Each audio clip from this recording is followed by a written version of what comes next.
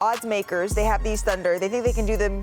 They think that they can do something that hasn't been done since you, Kendrick Perkins, were in this OKC uniform. Not KD, not Russ, not James, but me. Kendrick Perkins, and that is make it to the NBA Finals. We're glad we have you here. NBA champ Kendrick Perkins, the one and only Stephen A. Smith, Bob Myers, I'm Malika Andrews. Oklahoma City getting ready to take the floor here against the San Antonio Spurs in just under an hour. Two teams that we expect to run the Western Conference here for quite some time when you look at the generational talent they have in the building. But the Thunder, they've shown they're ready to win right now, Stephen A. Why is that? Because they've got a superstar in Shai Gilgeous-Alexander leading the league in scoring with over 32 a game, and they've got a top-ranked defense. I need everybody to sit back and pause while I read these statistics to you, okay? The Oklahoma City Thunder is first in defensive efficiency, field goal percentage defense, three-point percentage defense, steals per game, turnovers forced per game, points off turnovers per game, deflections per game, loose balls recovered per game, charges drawn per game. Number one in every single one of those categories. You talk about winning a championship. That's what you got to do. Now, I don't like the fact that Jalen Williams, averaging 21 points a game, second on the team in his offense scoring-wise, has dropped 7 points in his field goal percentage shooting, dropped to 35% shooting from three-point range. I don't like that. I have concerns about the pieces around SGA in that regard showing up in the postseason. But my God, all of those statistics that I just dropped, number one in every single category, there's no excuse for them not to win. That much I can say. No excuse for them not to win. Well, win what? The championship? Yes. Oh, okay. Yes. Yeah, look, I was going to hit it from a different angle, which was what is the issue with them? Because if you look at the numbers, fifth in offense, best in defense, it's not even close. Best in net rating, which is point differential on the wins for the season. Are we holding back? I mean, maybe you're not. You just said you just said there's no reason why they shouldn't, but you think they will. I guess, do you think they will? I think they could go to the finals and lose to Boston. Right. So my thing is, and that's what a lot of people, I think, why don't we think they're more than that? Because of their bench. I mean, because of their collection around SGA, not even their bench, the collection around SGA. I was going to say their youth. That's what I was going to say. I'm just going to say we have this bias of if you haven't done it, you can't do it. I think, unfairly or not, maybe you don't. A lot of people watching would say, well, Boston's already done it. Prior to Denver winning it, I don't know that we thought they could win it. Prior to the Warriors, I know in 15, nobody thought that was coming. Even Giannis, they can't get there. And then once you do, we think you're going to keep doing it, right? It's always the team that won the championship that we think will win it again, barring major change. I think this Oklahoma City team, thinking about it, we do give them a lot of credit, but maybe not enough. Maybe not enough. Because they got the MVP front runner, too. What? Listen, huh? They may be young, but they have old souls, right? The way that they play, they check all boxes. Everything that you want in a championship team, they have that. They have a superstar that could be the best player against any other player in the 7-game series. They have a number 2 option, and they have a number 3 option. You dove into Jalen Williams. He's not their number 2. Chet Holmgren is their number 2. He just happened to get injured. But if you see his last game, 22 and 17, those are the numbers that I expect out of Chet Holmgren. They have the shooting, and every single person on that team slide their puppies. And when you go into the depth of their roster, you may look up and a guy named Aaron Wiggins might light you up for 40. He did it this year, okay? And then you look again and you say, well, damn, what else do they have? And then all of a sudden the kid Wallace come in and he has an impact on the game.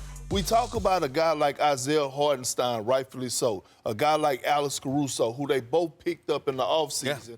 But guess what? We haven't even sung their name, especially Caruso, that much, because that's how deep this team is. Well, we're talking about their collection, the collective parts that they have that play defense, and the phrase is, you may be young, but you're ready. You understand what I'm saying? Talk to Keith Sweat about that. I'm shocked I had to tell you that. You may be young, but you're ready. I mean, that's what I'm trying to say. And don't interrupt me on that. You may be young, but you're ready.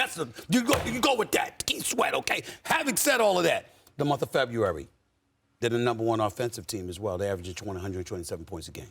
So everything that the Oklahoma City Thunder is showing you says to you they're ready to take the next step. It's just that we look at Boston and we know they've already done it. So the one thing I would say is all of us were in Las Vegas for the NBA Cup final, and we saw Oklahoma City Thunder. We were ready to sort of see them take that next step. It's the biggest stage they've been on, and the Milwaukee Bucks, a more proven team, came in and said, well, hang on, young fellas, let's just show what we've got here. Yeah, but Malika, I'm not taking anything away from the Bucks, but they didn't have Chet Holmgren. Absolutely. That matters. Any sort of defense, they can run. That's the thing, is there are so many options that this Oklahoma City Thunder team has. I'm Kendrick Perkins, better known as Big Perk, and nothing gets past me. Freeze! Just when you thought it did get past me, there I am. I spy a problem. I spy it all. Carry the hell on.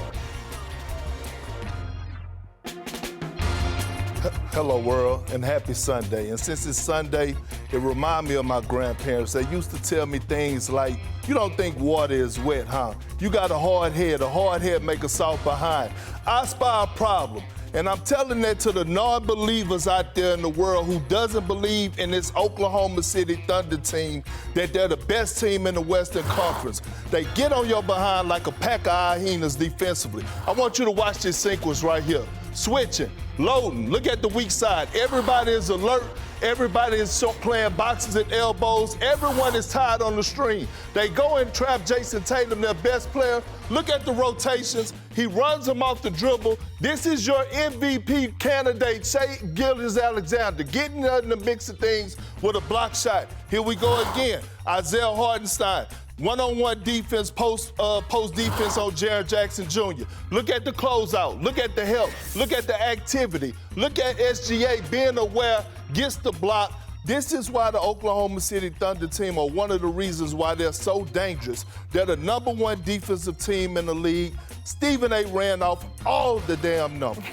He did. He started our show with telling us all the ways in which OKC is really at the top here of defense in the NBA, but they're going to be without one of their defensive stalwarts tonight as we say hello once again to our senior insider, Shams Charania. Shams, what can you tell us about Chet Holmgren's status here?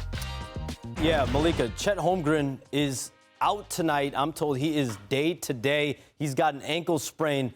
And this is an injury where, if you look at Chet Holmgren, he has not played in any back-to-backs ever since he returned from his hip injury in mid-February. And today is the front end of a back-to-back. He will be reevaluated on Monday. The Thunder are 8-10 since Chet Holmgren got back into the lineup. He's reintegrated himself very smoothly. He hasn't really disrupted their flow since his return. Well, and Chet's been one of the best rim protectors in the NBA this season. Shams, thank you for that update. We know, right, that this team goes really as SGA goes. But when it comes to building postseason beliefs, who's the most important player for them to make a deep run? Well, for me personally, you're talking about OKC, it all starts with Shai Gilgeous-Alexander. I don't want to bring him up, though, because I have no concerns about him. Okay. He showed up last year. To me personally, I know you brought up Chet Holmgren. I give it, but Hartenstein is there, too. I'm looking at Jalen Williams. I need this brother to show up. Alex Caruso's going to show up. Him with Hartenstein is going to improve their defense dramatically, as has already been shown. As you said, I pointed out. I'm looking at that secondary option, whose field goal percentage numbers have dropped by 7%, who shoot 35% from three-point range, which is lower than what he did last year. I need Jalen Williams to step up and be that bona fide #2. Chet can find his way. He'll do his thing. He'll make his contribution on both ends of the floor. But Jalen Williams, he's got to give it to you offensively. I'm looking at Chet.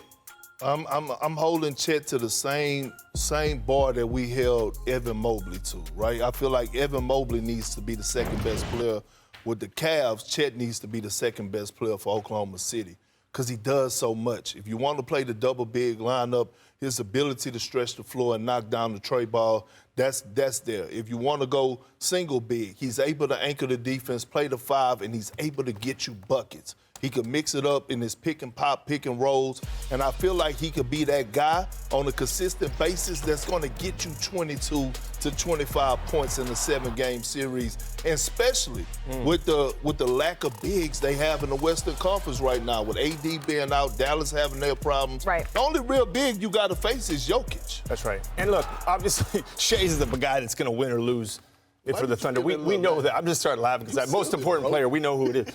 But Hartenstein, to me, is a guy to keep a close eye on because of his passing, because of his rim protection.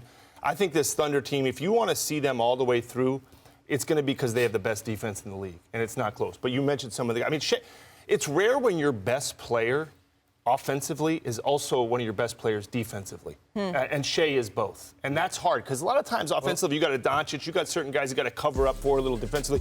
You don't have to cover up. He's a helpful guy on defense. But Hartenstein, we saw what he did for the Knicks last year. And I know Chet, it'll be interesting to see how much they do Chet at the 5 and Hartenstein at the 5, or they play them together. That's why I hope they get some rhythm here with Chet coming back. I know he's not playing today, so it's going to be fascinating. But this guy right there, the double-double and blocks and the assists. Let's not bring up Hartenstein. I remember what he did for my Knicks, and he's no longer with us. So we're suffering because of him. We miss him dearly in New York City. There's no doubt about that. But I will say this, just like we talk about with Denver, where you got J.J. Redick doubling Jokic, and then ultimately other teams are following. Well, you know what? If you get the ball out of SGA's hands, who's going to step up? Somebody has to in order to win in the postseason. Yeah. That's why I say Jalen Williams. Oh, and we've seen that with the on-off numbers with SGA off of the floor. The Thunder has really struggled in some of those stretches, and so they're going to need to have someone step into those incredibly big shoes. I'm on fire.